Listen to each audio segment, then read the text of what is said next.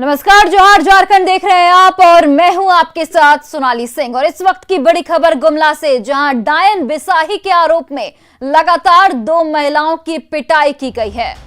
तो गुमला से ये बड़ी खबर आपको बता रहे हैं, जहां पर डायन बिसाही के आरोप में 2 महिलाओं की पिटाई की गई और पिटाई के बाद दोनों महिला गंभीर रूप से जख्मी बताई जा रही हैं। दोनों महिला की पिटाई के बाद दांत से महिला का मुंह नोच लिया गया और घटना घाघरा थाना क्षेत्र के गुमहरिया गांव के पास की है। मारपीट जब बहुत ज्यादा बढ़ गई तब गांव के ही लोगों ने मध्यस्थता करके दोनों को छुड़वाया। तब तक दोनों ही पीड़ित गंभीर रूप से घायल हो चुकी थी। दोनों को हत्या की भी धमकी दी गई थी। इस पूरे मामले को लेकर पीड़िता ने घाघरा थाने में एफआईआर दर्ज कराया है। पुलिस ने मामले की जांच शुरू कर दी है। मर के मोराव के मन बोलना है और अति ठंडपा मारला हमके डैन के फले मके पटक के दांत में करेट के हर माछ निकाल लेला। अगर हमके नहीं हम बचाती और जन लाश गिर जाता तो मैं ओकर ने जेल जाता। मैं जाता पुलिस तो मौके नहीं धरता, वो तो खजा तो लाश तो चलिए जाता, मगर मौके धरता। आखिर वो हम जेल जाता और हम जेल जाते और हमारा छोटा छोटा बच्चा है तो कौन दिखे। और देखिए, रांची के नगड़ी में दोहरे हत्याकांड से इलाके में सनसनी फैल गई है। मामले में मृतकों की शिनाख्त हो चुकी है। मृतकों की पहचान बॉम्बे निवासी एनामुल अंसारी और दूसरे शख्स के नन्हू अंसारी के तौर पर की गई है। नगड़ी में दोनों युवकों का शव बरामद किया गया है। मृतक एनामुल गुरुवार से ही लापता था, वहीं नन्हू इटकी इलाके में होटल चलाता था और वो शुक्रवार शाम से लापता था। हत्या किन कारणों से हुई इसका खुलासा नहीं हो पाया है। आपको बता दें कि नगड़ी थाना क्षेत्र में 2 शव मिलने से सनसनी फैल गई थी। लोधमा रोड में 2 लोगों की हत्या कर शव को सड़क किनारे फेंका गया। दोनों मृतकों के शरीर पर चोट के निशान हैं, वहीं उनके गले पर भी निशान हैं।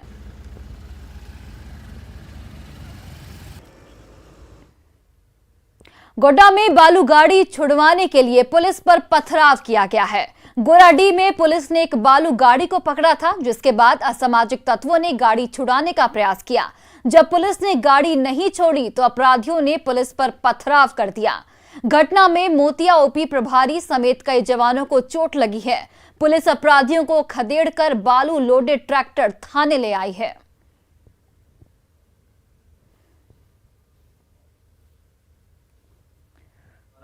पथराव किया गया हम लोग पर, गाड़ी को छुड़ाने का प्रयास किया गया, लेकिन हम लोग किसी तरीके से गाड़ी को लेके आए। हम लोग को भी चोटें लगा। कितने लोग आप लोग थे सर?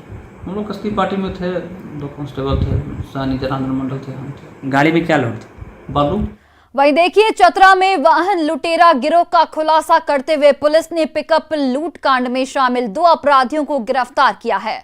पुलिस ने लूटकांड में शामिल मुख्य आरोपी समेत 2 आरोपियों को दबोच लिया। 2 लुटेरों पर गौ तस्करी समेत कई मामले दर्ज हैं और पहले भी ये लुटेरे जेल जा चुके हैं। इसमें से 2 मुख्य अभियुक्त थे, रॉकी उर्फ आसिफ रजा और फयाज उर्फ बोना कुरैशी। ये दोनों शहादत चौक जो ये चतरा के रहने वाले हैं। इन लोगों की सूचना मिली थी, इनको विधिवत गिरफ्तार किया गया। वहीं चतरा की सिमरिया पुलिस ने इलाके में बड़ी घटना को अंजाम देने की फिराक में जुटे 2 अपराधियों को गिरफ्तार किया है। गुप्त सूचना के आधार पर सिमरिया एसडीपीओ अशोक प्रियदर्शी के नेतृत्व में गठित विशेष टीम ने 5 देसी बम और 2 मोबाइल फोन के साथ गिरोह के 2 अपराधियों को धर दबोचा। अपराधियों की गिरफ्तारी टंडवा रोड स्थित धनगड्ढा घाटी क्षेत्र से हुई है। बरामद बम को मौके पर ही सुरक्षा बलों ने बम स्क्वाड टीम के सहयोग से निष्क्रिय कर दिया है। इस सूचना का सत्यापन हेतु एक छापामारी दल का गठन किया गया। उस छापामारी दल द्वारा त्वरित कार्रवाई करते हुए धनगड्ढा घाटी के पास से 2 लोगों को गिरफ्तार करने में कामयाबी हासिल की। और इन दोनों लोगों के पास से 5 एक वीवो कंपनी का टच स्क्रीन मोबाइल, एक सैमसंग कंपनी का टच स्क्रीन मोबाइल। वहीं साहिबगंज में गंगा स्नान के लिए जा रहे श्रद्धालुओं से भरा ऑटो पलट गया। हादसे में 12 से ज्यादा लोग घायल बताए जा रहे हैं। घायलों में एक की हालत गंभीर बनी हुई है। सभी श्रद्धालु बरहड़वा से राजमहल जा रहे थे। हादसे के बाद ऑटो चालक फरार हो गया। सभी घायलों का इलाज फिलहाल अस्पताल में जारी है।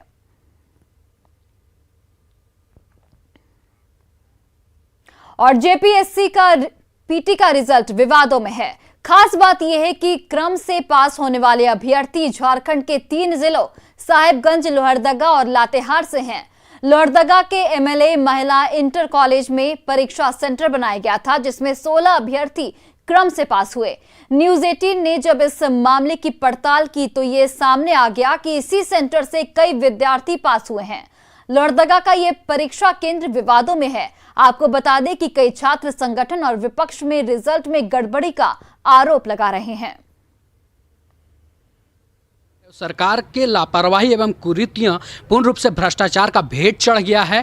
हम आप साफ साफ कह सकते हैं कि कहीं ना कहीं आज कई ऐसे संस्थान जो बदनाम हो रहे हैं, और उसमें आप देख लीजिए हमारा लोहरदगा भी है। दुर्भाग्य का बात है, एक तो मुख्यमंत्री का जो क्षेत्र है वहाँ है, हमारे एक वित्त मंत्री का क्षेत्र है, वहाँ से इस तरह की घटना होती है। तो कहीं ना कहीं जो हमारे झारखंड के युवा हैं यह पूरी तरह से कहा जाए उसे छला गया है। लोहरदगा के उसी सेंटर पे मौजूद है। ये लोहरदगा का महिला महाविद्यालय है, जिस पर सेंटर बनाए गए थे। 384 बच्चे के लिए यह सेंटर बनी थी, और इस पर एक कमरा था जिस पर 24 विद्यार्थी बैठे थे झारखंड लोक सेवा आयोग के परीक्षा देने के लिए, जिसमें से क्रमानुसार 16 बच्चे पास हुए, जिसके बाद से रिजल्ट काफ़ी वायरल हुआ। बहरहाल ये देखना पड़ेगा कि ये आगे जांच का विषय बनता है या फिर इस पर राज्य सरकार जांच करवाती है। जांच के बाद इस पर क्या नतीजे आते हैं। आकाश साहू, न्यूज 18, लोहरदगा। और झारखंड में पेट्रोल डीजल की कीमत पर सियासत गर्म है। केंद्र की ओर से राहत मिलने के बाद राज्य सरकार पर भी वैट करने का दबाव है, लेकिन सरकार ने अब तक कोई फैसला नहीं लिया है। बीजेपी इस पूरे मुद्दे पर हेमंत सरकार पर हमलावर है।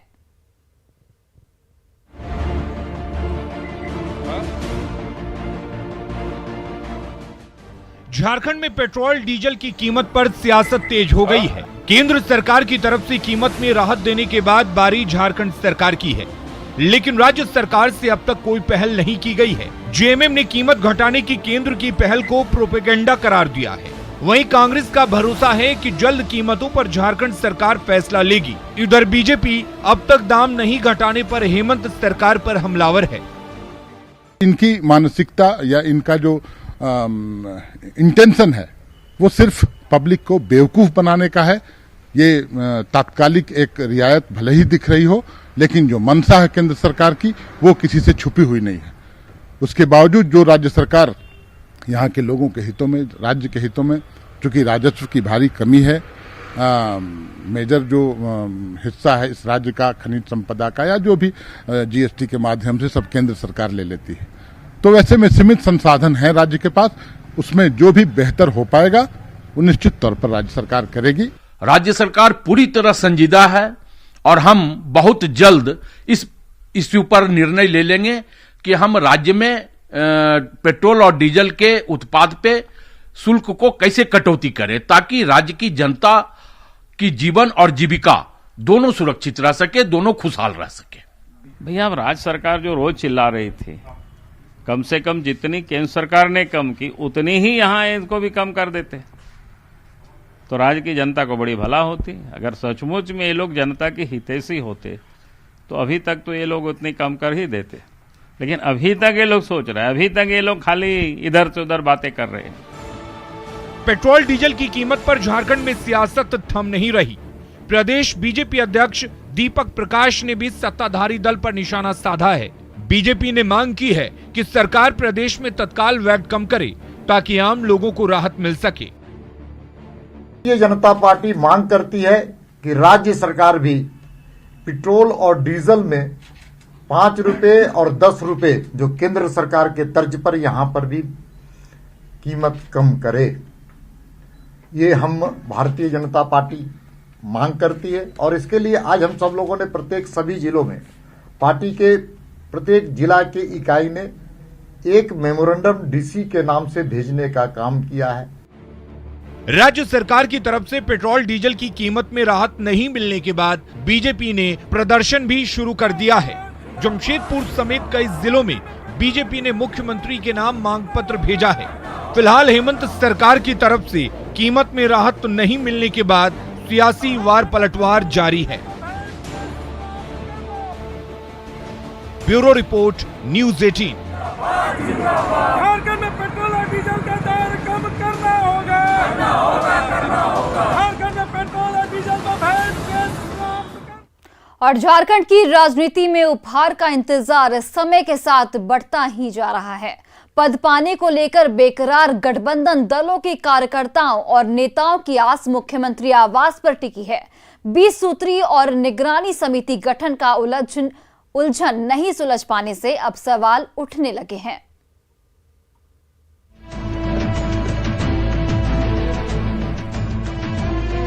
झारखंड में इस वक्त मिलीजुली सरकार चल रही है। अब सरकार में हर कोई मंत्री तो बन नहीं सकता, तो ऐसे में गठबंधन दल के नेता और कार्यकर्ता 20 सूत्री और निगरानी समिति में अपना नाम शामिल होने का इंतजार कर रहे हैं। लेकिन 20 सूत्री और निगरानी समिति गठन के मुद्दे पर 22 महीने बाद भी रगड़ा बरकरार है। कहने को तो इस मुद्दे पर बैठकों का दौर कब से जारी है, लेकिन राज्य स्तर पर अधिसूचना जारी होने का इंतजार कब खत्म होगा, ये कहना मुश्किल है। तो अब 20 सूत्री है, बोर्ड है, निगम है, आयोग है, इसमें निश्चित रूप से हम चाहते हैं, यह मानना है कि माननीय मुख्यमंत्री जी पहल करेंगे। अब धीरे धीरे पटरी पे सरकार आ रही है और पहल करना चाहिए। नई सरकार के गठन के बाद से सत्ताधारी दल के कार्यकर्ता और नेताओं की नजर 20 सूत्री और निगरानी समिति के गठन पर टिकी होती है। इस बार जिला और प्रखंड स्तर पर बनने वाली इस कमेटी में 3 दलों की दावेदारी है।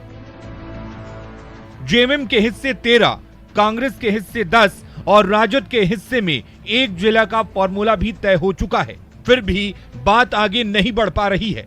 इधर दीपावली पर उपहार देने की घोषणा करने वाले नेता अब नया डेडलाइन पर बोलने से कतरा रहे हैं कि हम दिवाली पर गिफ्ट देंगे।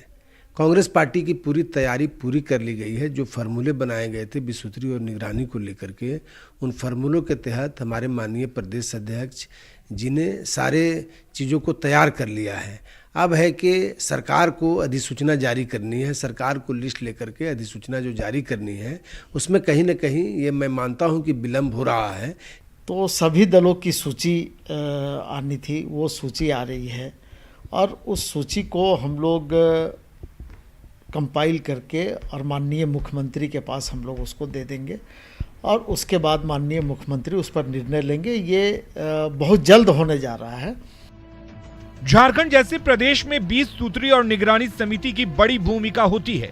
सरकार की योजनाओं की जमीनी हकीकत को जानने और सरकार तक सही जानकारी पहुंचाने में ये मददगार साबित होता रहा है। लेकिन 22 महीने बाद भी अगर 20 सूत्री और निगरानी समिति के गठन पर ये हाल है, तो बोर्ड, निगम और आयोग का गठन कब होगा, इसका अंदाजा आप खुद लगा सकते हैं।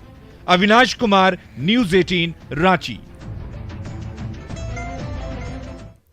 कोरोना काल ने बहुत कुछ छीना। लोगों का कारोबार से लेकर बच्चों की पढ़ाई तक काफी कुछ बंद हो गया, लेकिन इस दौरान कई जगह उम्मीदों ने भी जन्म लिया है। रांची और खूंटी में कुछ लोगों ने इन्हीं उम्मीदों के जरिए पेड़ की छांव में पाठशाला लगा दी।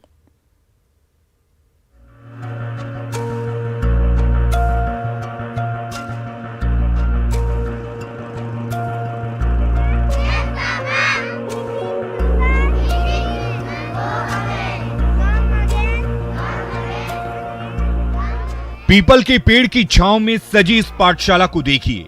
कहते हैं जहां आशा होती है वहां निराशा नहीं होती। और यही सोच आज आदिवासी बच्चों के जीवन को शिक्षा से रोशन कर रही है। कोरोना काल में जब स्कूलों के दरवाजे बंद हो गए, तो इन आदिवासी बच्चों के लिए ऑनलाइन शिक्षा संभव नहीं था।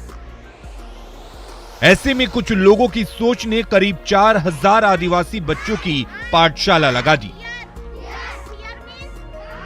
पढ़ाई करने आते हैं। जब से लॉकडाउन हुआ है तब से ललिता दीदी पढ़ा रही है और पीपल के पेड़ के नीचे हम लोग रोज पढ़ते हैं और जब बारिश होती है तो रूम में चले जाते हैं। 1.5-2 साल से स्कूल वगैरह बंद है, तो बच्चे सिर्फ खेलते हैं, पढ़ाई बाधित है।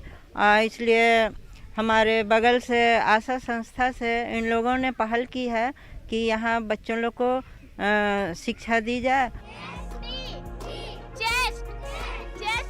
रांची और खूंटी जिले में आशा नाम की संस्था ने बच्चों के बीच शिक्षा की नई आस को जगाने में कामयाबी हासिल की। आदिवासी बाहुल गांव में ज्ञान की पाठशाला की शुरुआत हुई और देखते ही देखते इन 2 जिलों में 40 अस्थायी पाठशाला का संचालन शुरू हो गया।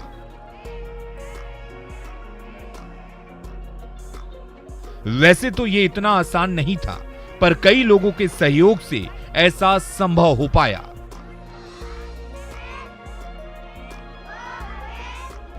जी, हम लोग सुबह सुबह पीपल के नीचे पढ़ाते हैं बच्चों को, और बारिश के मौसम में घर के अंदर पढ़ाते हैं सब बच्चों को। अभी लॉकडाउन के कारण बच्चे नहीं पढ़ पा रहे हैं, तो मेरे पास बहुत बच्चे अच्छा से कर पा रहे हैं। हम लोगों ने सोचा कि स्कूल बंद है तो बच्चे की पढ़ाई एकदम रुक सा गया हुआ है। तो 40 जगह हम लोग प्लान किए और हमारे जो मेंटर्स है, जो वॉलंटियर है, उनका हम लोग सिलेक्शन किए, फिर उनकी हम लोग 5 दिन का ट्रेनिंग भी किए। कहते हैं बूंद बूंद से घड़ा भरता है।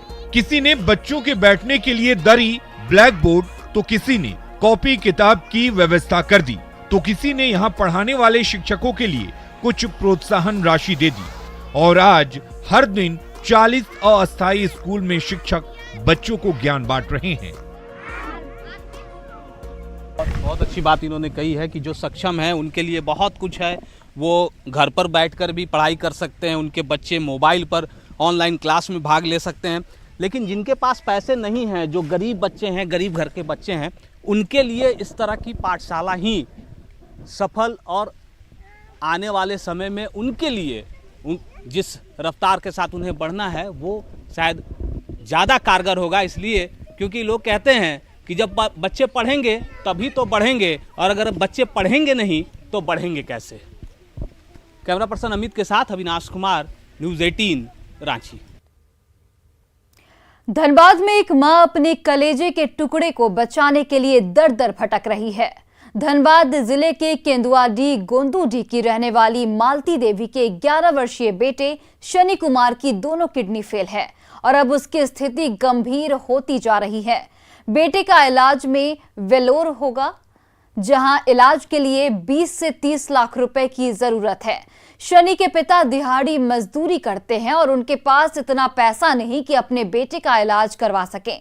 शनि की माता पिता जिला प्रशासन से लेकर जनप्रतिनिधियों तक से गुहार लगा चुके हैं, लेकिन उनकी सुनने वाला कोई नहीं है।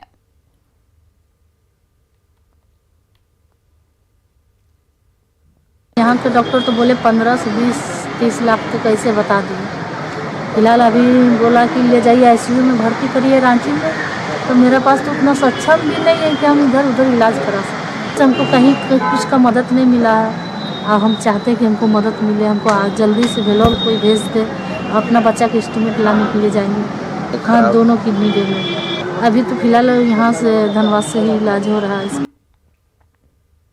और अब बात महापर्व छठ की तैयारी की।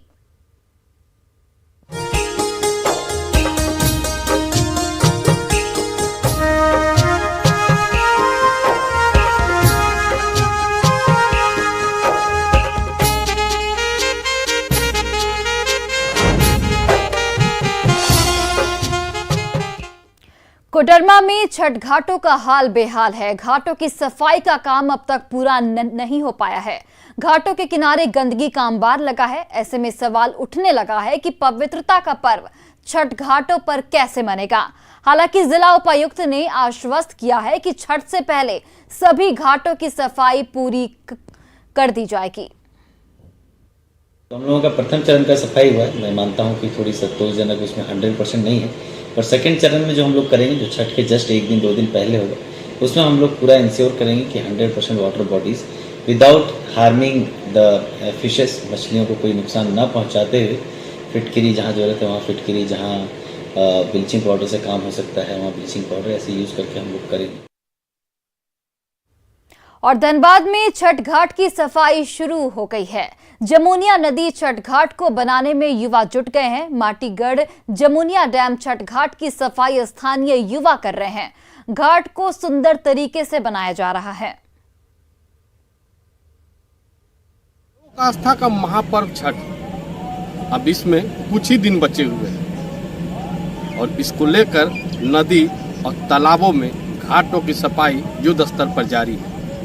कहीं सरकारी महकमा इस सफाई पे लगे हुए हैं तो कहीं निजी तौर पर कुछ लोग खुद से उसकी सफाई कर रहे हैं। हम अभी हैं धनबाद जिले के माटीगढ़ डैम में जमुनिया नदी पर और आप देख सकते हैं कि यहाँ पर घाटों का निर्माण किया जा रहा है। यहाँ कुछ युवकों के द्वारा कुछ घाट यहाँ पर बना भी दिए गए हैं, जिसको लेकर छठवर्ती यहाँ आएंगे और सुगमता से इस महापर्व को अर्घ देंगे। यह धनबाद जिले का सबसे सुंदर और मनमोहक छठ घाट है। यहाँ कुछ युवक लगातार घाट को बनाने पे लगे हुए हैं कि जब उनके परिजन छठ महापर्व को मनाने के लिए यहाँ पर अर्घ देने आए तो उनको कहीं कोई तकलीफ ना हो। यहाँ कोई सरकारी महकमा तो नहीं आया है सफाई के लिए, लेकिन यहाँ के जो स्थानीय युवक जो हैं इसको खुद से सफाई कर रहे हैं। आप देख सकते हैं तस्वीरों में कि जिस तरह से छठ घाटों को बेहद ही सुंदर तरीके से सीढ़ीनुमा बनाया गया है। अंदाजा लगा सकते हैं कि युवक कितनी मेहनत से इसको बनाने में लगन लगा रहे हैं। अब इस महापर्व छठ में कुछ दिन बचे हैं और छठ को देखते हुए युद्ध स्तर पर जो सफाई चल रहा है उसको अंतिम रूप दिया जा रहा है। संजय गुप्ता, न्यूज 18 धनबाद। और फिलहाल इस बुलेटिन में बस इतना ही। आप देखते रहिए न्यूज 18 बिहार झारखंड।